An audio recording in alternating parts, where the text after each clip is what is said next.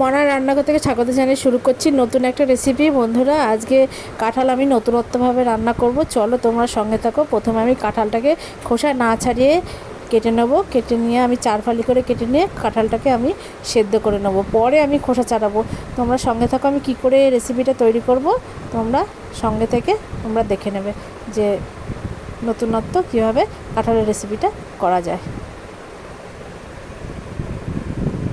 দেখো, এঁচোড়টা ধুয়ে নিয়েছি আমি ভালো করে, খুব সুন্দর করে। এবার চলো কড়াইয়ে জলটা গরম করে নিই। এরকম আমি কড়াইয়ে অল্প একটু হলুদ আর 1 চামচ মতো লবণ আমি দিয়ে দেবো। জলটা গরম হলে আমি এঁচোড়গুলো এর ভেতরে দিয়ে দেবো। এরকম জলটা গরম হয়ে গেছে। এবার আমি এক এক করে কাঁঠালগুলো এর ভেতরে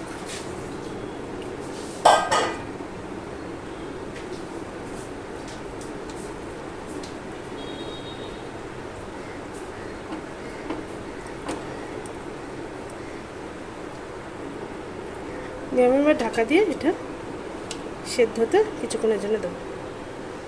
সেদ্ধ হওয়ার পর তোমাদের সাথে দেখা হচ্ছে। এঁচোড়টা সেদ্ধ হয়েছে নাকি, এই দেখো কত সুন্দরভাবে এঁচোড়টা ফুটছে। আর এই দেখো সেদ্ধ হয়ে গেছে আমার এটা। এবার আমি গ্যাসটা বন্ধ করে এটা ঠান্ডা করে নেব।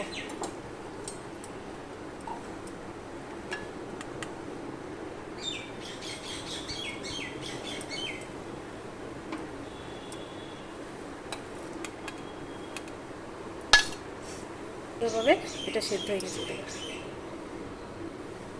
এবার চলো ঠান্ডা হওয়া অবধি অপেক্ষা করবো। এবার এঁচোড়টা আমার ঠান্ডা করে নিয়েছি। এবার আমি এঁচোড় আর আলুটা চলো কেটে নিই। প্রথমে আমি আলুটা কেটে নিই।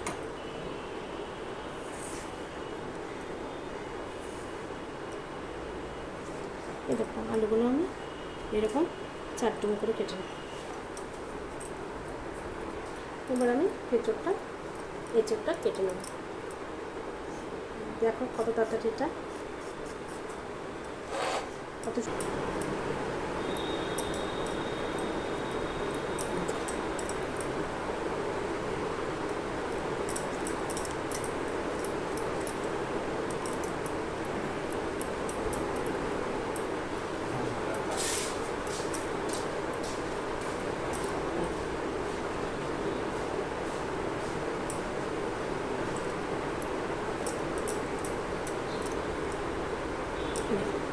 এরকম করে আমি সমস্ত এঁচোড়গুলো কেটে নেব।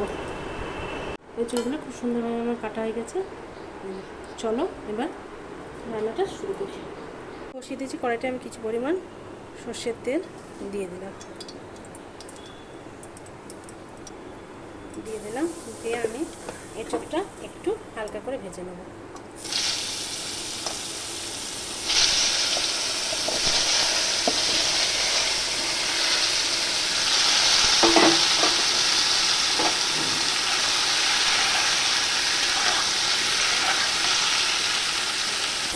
এরকম এঁচোড়টা আমার ভাজা হয়ে গেছে। এবার আমি এঁচোড়গুলো তুলে নেব।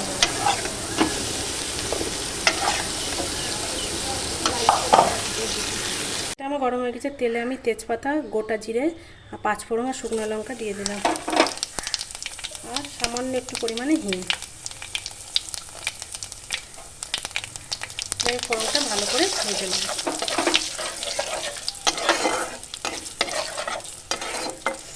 ফোড়নটা আমার ভাজা হয়ে গেছে। এবার আমি আলুগুলো ভেজে নেব।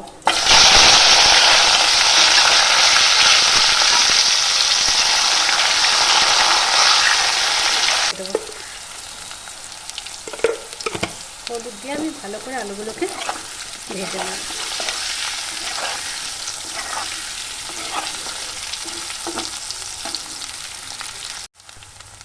এরকম আমার আলুগুলো ভাজা হয়ে গেছে। এবার আমি আলুগুলো তুলে নেব।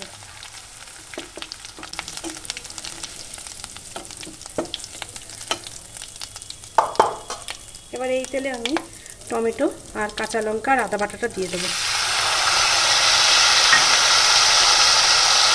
এটা হচ্ছে ধনে গুঁড়ো, লঙ্কার গুঁড়ো, জিরে গুঁড়ো। যেহেতু আমি এঁচোড়ে 1 চামচ লবণ দিয়েছি, সেহেতু আর 1 চামচ আমি লবণ একটু দিয়ে দিলাম।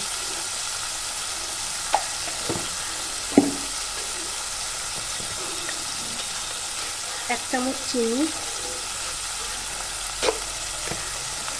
দিয়ে আমি এবার ভালো করে মশলাটা কষিয়ে নেব।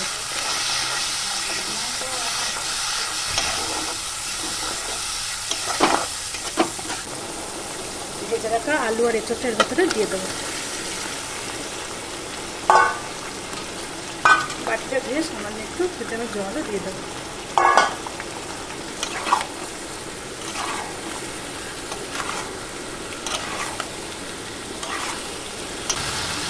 পোস্ত, কাজু বাদাম আর চাল মগজ বাটাটা দিয়ে দিলাম। আমি সামান্য একটু বাটি দিয়ে জল এতে দিয়ে দিলাম।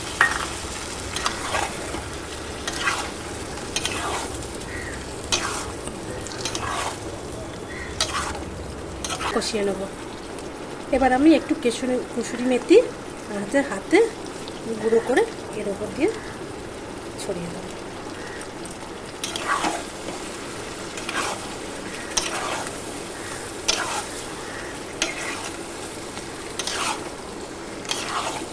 ঢাকা দিয়ে এটা ভালো করে কষিয়ে নেব।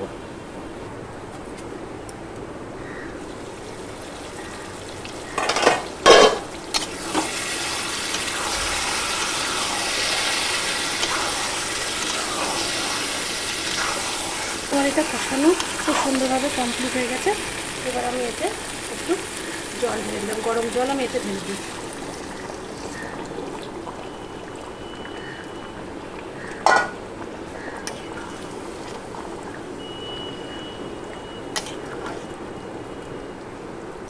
এবার আমি এটাকে ঢাকা দিয়ে কিছুক্ষণের জন্য সেদ্ধ হতে দিয়ে দেবো। এই দেখো ঢাকা না দেওয়ার পর ফুটে উঠেছে এটা।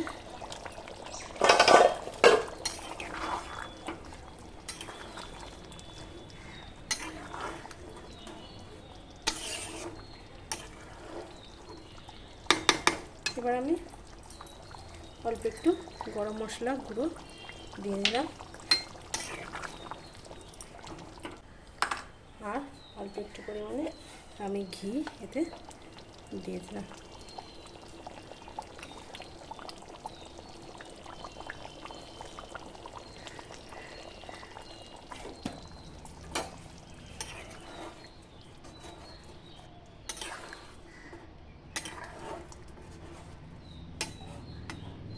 দেখো বন্ধুরা রেডি হয়ে গেছে আমার।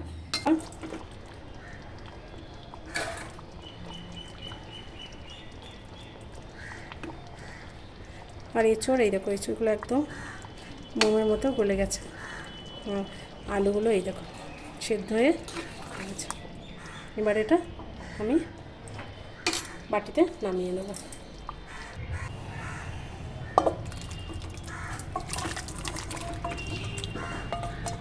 হয়ে গেছে আমার নিরামিষ এঁচড়। দেখো কত সুন্দর হয়েছে, দেখো কত সুন্দর গ্রেভিটা, কত সুন্দর হয়েছে। গ্রেভিভাবে নিরামিষ এঁচড়টা তোমরাও বাড়িতে এইভাবে নিরামিষ এঁচড় রান্না করে খেয়ে দেখবে যে কতটা ভালো লাগে না লাগে। আর তোমাদের যদি আমার এই রেসিপিটা ভালো লাগে থাকে তাহলে তোমরা অবশ্য করে আমার ইউটিউবের চ্যানেলটা সাবস্ক্রাইব করে দিতে ভুলো না, আর ফেসবুকের চ্যানেলটা ফলো করে দিও, আর পাশে থেকো, সঙ্গে থেকো। দেখো